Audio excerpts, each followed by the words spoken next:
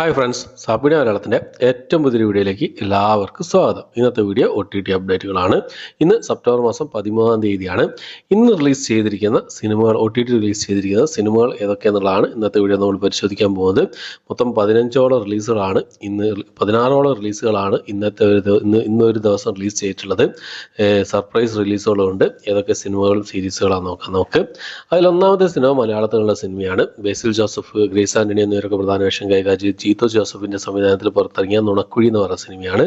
ഒരു comedy crime വിഭാഗത്തിൽപ്പെടുന്ന സിനിമയായിരുന്നു. C5 വഴി മലയാളം, തെലുങ്ക്, കന്നഡ ഭാഷകളിലായിട്ട് ഈ സിനിമ ഇപ്പോൾ മുതൽ അവൈലബിൾ ആണ്. അടുത്തത് ഒരു തമിഴ് സിനിമയാണ്. കീർത്തി സുരേഷ് പ്രധാന വേഷം കൈകാര്യം ചെയ്ത ഒരു കോമഡി മൂവിയാണ്. രഘു താത്ത എന്നാണ് സിനിമയുടെ പേര് വരുന്നത്. C5 വഴി ഹിന്ദി, തമിഴ് ഭാഷകളായിട്ട് ഇപ്പോൾ മുതൽ ഈ സിനിമ അവൈലബിൾ ആണ്.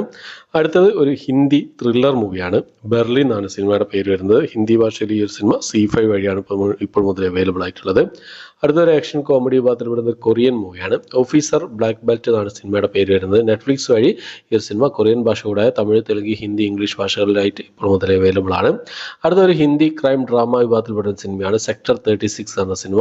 നെറ്റ്ഫ്ലിക്സ് വഴി ഹിന്ദി ഭാഷ കൂടാതെ തമിഴ്, തെലുങ്ക്, ഇംഗ്ലീഷ് ഭാഷകളായിട്ട് ഇപ്പോൾ മുതൽ അവൈലബിൾ ആണ് ഈ ഒരു സിനിമ. അടുത്തത് ഒരു ഇംഗ്ലീഷ് സയൻസ് ഫിക്ഷൻ ത്രില്ലർ വിഭാഗത്തിൽപ്പെടുന്ന സിനിമയാണ് അഗ്ലീസ് എന്ന് പറഞ്ഞ സിനിമ. നെറ്റ്ഫ്ലിക്സ് വഴി ഇംഗ്ലീഷ് ഭാഷ കൂടാതെ തമിഴ്, തെലുങ്ക്, ഹിന്ദി ഭാഷകളായിട്ട് ഈ സിനിമ അവൈലബിൾ ആണ്. അടുത്തത് ഒരു തെലുങ്ക് മൂവിയാണ്. ഒരു കോമഡി ഡ്രാമ വിഭാഗത്തിൽപ്പെടുന്ന തെലുങ്ക് മൂവിയാണ്. ബാഹുഗനി ടാക്കീസ് എന്നാണ് സിനിമയുടെ പേര് വരുന്നത്. ഒരു കോമഡി ഡ്രാമ ക്രൈം വിഭാഗത്തിൽപ്പെടുന്ന സിനിമയാണ്. തെലുങ്ക് മൂവിയാണ്. ആഹാ തെലുങ്ക് വഴി ഇപ്പോൾ മുതൽ ഈ സിനിമ അവൈലബിൾ ആണ്. അടുത്തത് ഒരു തമിഴ് സിനിമയാണ്. നൻപൻ ഒരുവൻ വന്ന പിറക് എന്നാണ് സിനിമയുടെ പേര് വരുന്നത്. ആഹാ തമിഴ് വഴി ഈ സിനിമ ഇപ്പോൾ മുതൽ അവൈലബിൾ ആണ്. അടുത്തൊരു സീരീസാണ്. ഡിസ്നി+ ഹോട്ട്സ്റ്റാർ വഴി റിലീസ് ചെയ്തിരിക്കുന്ന സീരീസാണ്. തമിഴ് സീരീസാണ്. ഗോളി സോഡ റൈസിംഗ് എന്നാണ് സീരീസിൻ്റെ പേര് വരുന്നത്. തമിഴ് ഭാഷ കൂടാതെ തെലുങ്ക്, മലയാളം, കന്നഡ, ബംഗാളി, മറാഠി ഭാഷകളായിട്ട് ഈ ഒരു ഡ്രാമ സീരീസ് ഇപ്പോൾ മുതൽ ഡിസ്നി+ ഹോട്ട്സ്റ്റാർ വഴി അവൈലബിൾ ആണ്. അടുത്തത് ഒരു കന്നഡ മൂവിയാണ്. ഡ്രാമ വിഭാഗത്തിൽപ്പെടുന്ന ഒരു കന്നഡ മൂവിയാണ്. രൂപാന്തര എന്നാണ് സിനിമയുടെ പേര് വരുന്നത്. രൂപാന്തര എന്നുള്ളത് രാജ്ബി ഷെട്ടിയാണ് ഈ സിനിമയിൽ പ്രധാന വേഷം കൈകാര്യം ചെയ്തിട്ടുള്ളത്. ആമസോൺ പ്രൈമിലാണ് ഈ സിനിമ കന്നഡ ഭാഷയിൽ മാത്രമായിട്ട് അവൈലബിൾ ആയിട്ടുള്ളത്.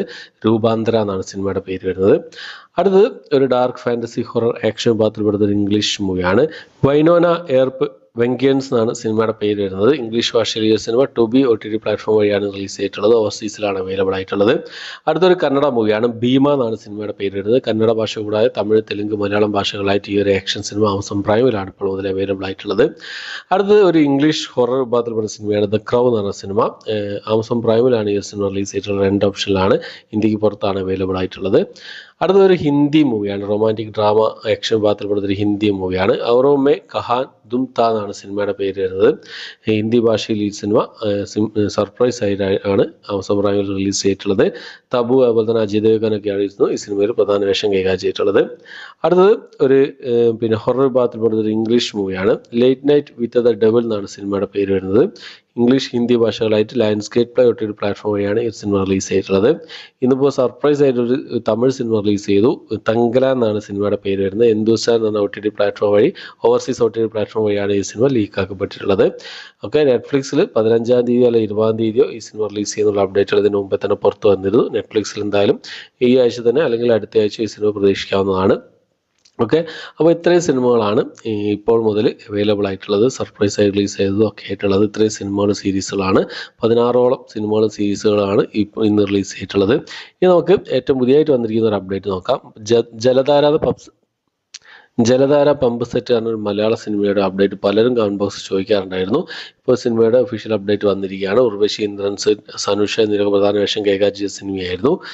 നാളെ രാത്രി, അതായത് തിരുവോണം നാളിൽ സെപ്റ്റംബർ മാസം 15-ാം തീയതി ഈ ഒരു സിനിമ ജിയോ സിനിമ വഴി റിലീസ് ചെയ്യാൻ തയ്യാറെടുക്കുകയാണെന്നുള്ള അപ്ഡേറ്റാണ് ഇപ്പോൾ ഏറ്റവും പുതിയതായിട്ട് വന്നിട്ടുള്ളത്. എന്തായാലും വെയിറ്റ് ചെയ്യാം. ഓക്കെ, അപ്പോൾ ജിയോ സിനിമ മലയാള സിനിമ റിലീസ് ചെയ്യാൻ തുടങ്ങി. അപ്പോൾ ഇനി ഒരുപാട് മലയാള സിനിമകൾ വരാൻ ചാൻസ് ഉണ്ട്. വെയിറ്റ് ചെയ്യാം. ഓക്കെ, അപ്പോൾ എത്രയാണ് ഇന്നത്തെ വീഡിയോ ഇഷ്ടപ്പെട്ടെങ്കിൽ ലൈക്ക് ചെയ്യാൻ, ഷെയർ ചെയ്യാൻ, സബ്സ്ക്രൈബ് ചെയ്യാൻ മറക്കാതിരിക്കുക. പുതിയൊരു വീഡിയോ ആയിട്ട് വരുന്നവരേക്കും ബൈ.